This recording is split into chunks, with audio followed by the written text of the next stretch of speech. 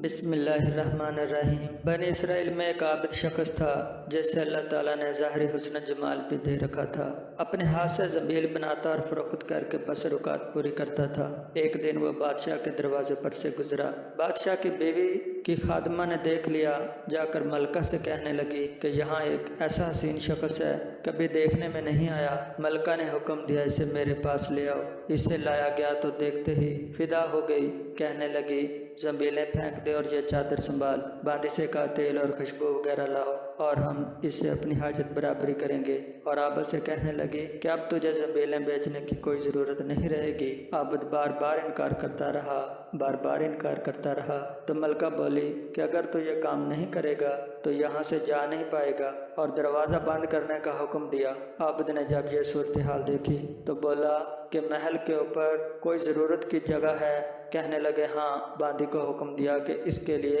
پانی وغیرہ اوپر لے جاؤ۔ یہ اوپر چھت کے کونے میں گیا، دیکھا کہ محل تو بہت اونچا ہے، کوئی ایسی چیز نہیں جس سے لٹ کر اترا جائے۔ آخر اپنے نفس کو خطاب اور عتاب کرنے لگا کہ تو 70 برس سے اپنے رب کریم کی رضا کا طلبگار ہوا ہے، رات دن اسی حرص میں گزرتے ہیں، تجھ پر ایک ایسی شام آئی ہے جو تمام محنت کو ضائع کر دے گی۔ اللہ تو اسے بڑا کوئی خائن نہ ہوگا۔ اگر یہ شام تیرے عمل کو فاسد کر دے گی تو اللہ کو کیا منہ دکھائے گا؟ غرض اسی طرح اپنے آپ کو خطاب عتاب کرتا رہا۔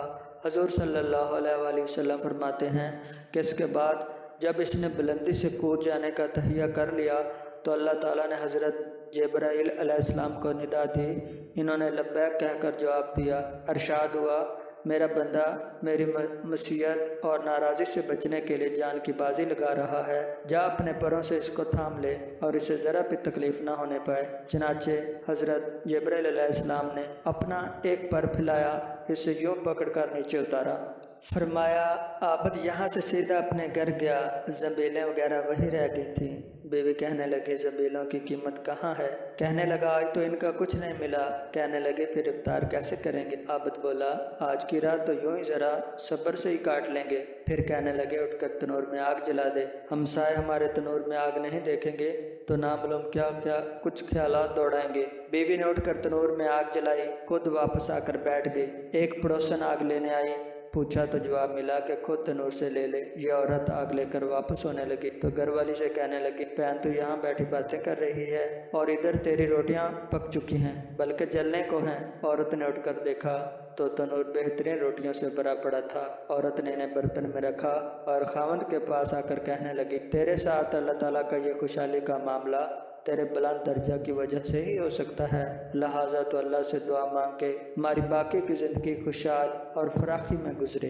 عابد کہنے لگا کہ یہی حال اچھا ہے، لیکن عورت کا اصرار بڑھتا گیا، حتیٰ کہ عابد نے دعا مانگنے کی حامی بھر لی۔ آدھی رات کو اٹھ کر نماز پڑھی اور دعا مانگنے لگا کہ اللہ تعالیٰ میری بیوی کا تقاضا ہے کہ اس کی باقی عمر خوشحالی اور فراخی عطا فرما۔ اتنے میں چھت پھٹ پڑی اور یاقوت اور موتیوں سے بھری ہوئی تشتری نیچے آئی جس سے تمام گھر چمک گیا۔ عابد نے بیوی کا پاؤں ہلایا کہ اٹھ جا اور جو مانگتی تھی سنبھال لے۔